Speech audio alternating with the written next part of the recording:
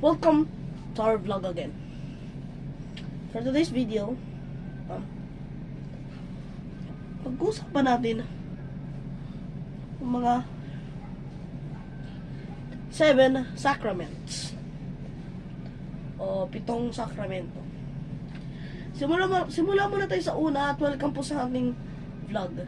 At bago po natin simulan, gagawa po muna tayo ng dasalin. Sa ngalan ng Ama at ng Anak at ng Espiritu Santo. Amen. Ama namin mga kapangyarihan, bigyan mo kami ng magandang buhay na walang hanggan. Sana Panginoong Jesucristo, kami ay iyong pagpalain sa araw na ito. At sana marapat kami na maging iyong alagad. Hinihiling namin ito sa pamamagitan ni Kristo na ating Ama at Espiritu Santo. Amen. Sa ngalan ng Ama at ng Anak at ng Espiritu Santo. Amen.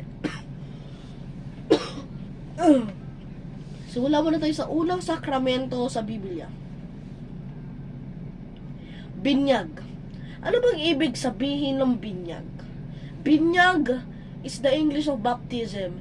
Pero may kahulugan ito. Ang binyag ay isang sakramento. Kapag bininyagan tayo, nawawala ang mga kasalanan na namanahan natin kaila Adan at Eva. Dahil sila ay nagkasala sa Panginoon at di nila sinunod ang utos ng Diyos. Kaya pinarusahan sila ng Panginoon, Jesucristo. At tayo din nagiging anak ng Diyos. Ang pangalawang sakramento ay ang kumpisal or confession. Kumpisal or kumpisal o confession is called pagkaharap. Confess. Confessing your sins means kinukumpisal mo mga kasalanan mo na namanahan mo din kay Adan at Eva. Kasama yan sa mga sakramento dahil hindi pwede mawala ang kumpisal. Dahil ang kumpisal ang pinakamahalagang sakramento sa lahat.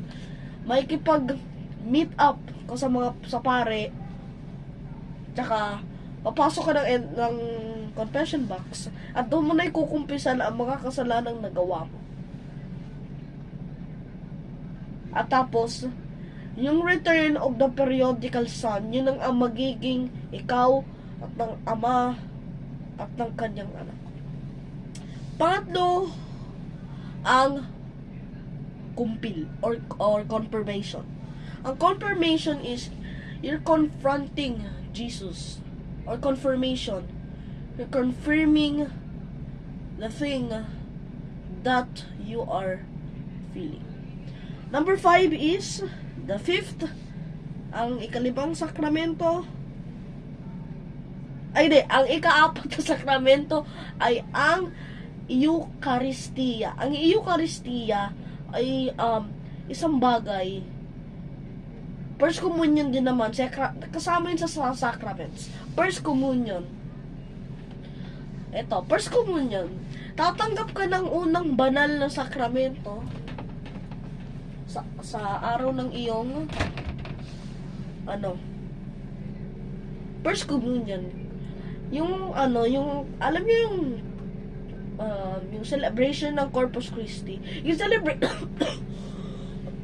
Yung celebration ng Corpus Christi kasi ay sinicelebrate yung banal na sakramento kung nililipat ang yung monstrance sa kunwari, ito, Minor Basilica of Santa Cruz Church. Ipoprosesyon nila to patungo sa Manila Cathedral kung saan dun mananatili ang banal na sakramento sa loob taon or months, maybe or days. Next naman tayo ay ang kasal. Ang kasal is anong English ng kasal? English ng kasal is hindi ko alam, nakalimutan ko. So, kasama talaga yon or pagtatakwil. Kasi kapag kinasal ka, 'di ba? Pare, nangangako ko sa pare na hindi mo babaniwalain ang mga sakramento na namanahan natin sa Diyos. At naman ang pangalawa, ay hindi, ang pang-anim ay ang holy orders or banal na orders. So, holy orders is yung ordain ka pa lang as the priest or a deacon. Kasi ang pagkaibahan ng deacon or priest, yung deacon kasi tumutulong ka sa obispo. At pag naordinahan ka ng pare, ika'y tutulong sa obispo at sa kardinal.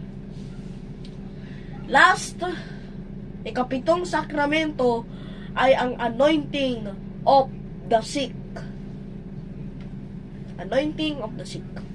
So, ang anointing of the sick, pumupunta ang pare sa isang ospital or nagbimisa at yung holy oil, alam niyo, holy oil, ilalagay ka dito sa kanyang kamay at dito sa ulo para kapag pagsapit, siya ay gumaling.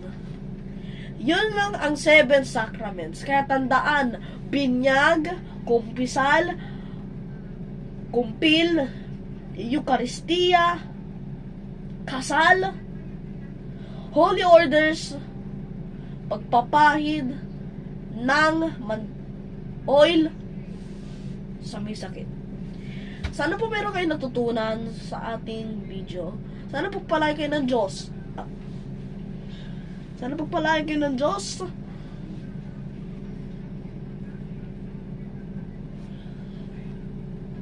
Ama, Anak, at Espiritu Santo.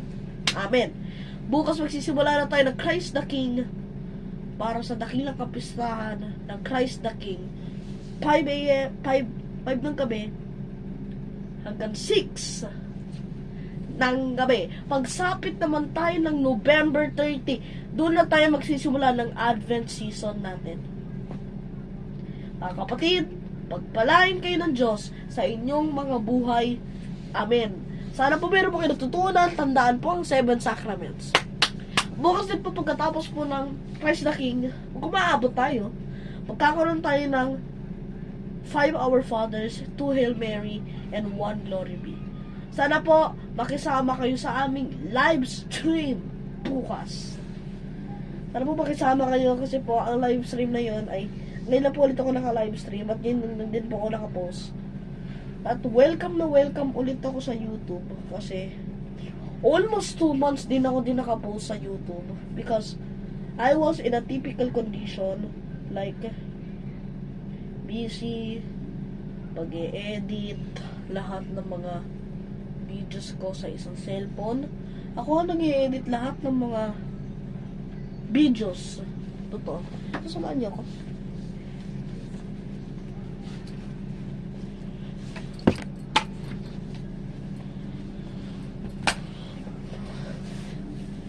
At sa December 1, magsisimula na tayo ng ating simbang gabi na ba?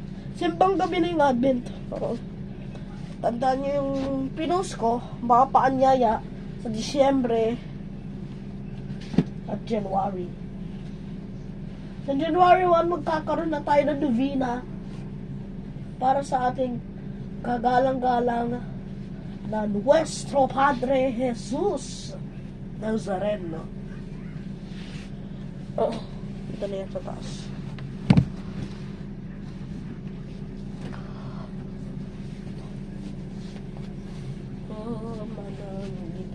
At saka sa February magkakaroon na tayo ng wala po tayong misa February kasi po meron pa tayong gagawin. Marami akong ginagawa. Oo, marami. Chow sa ko. Marami po akong gagawin sa February and March at sa April na po magsisimula ng sa January 1 magkakaroon na po tayo ng New Year's Eve and December 25 is our Christmas celebration. On December 18, abangan nyo. Ingat, kapatid!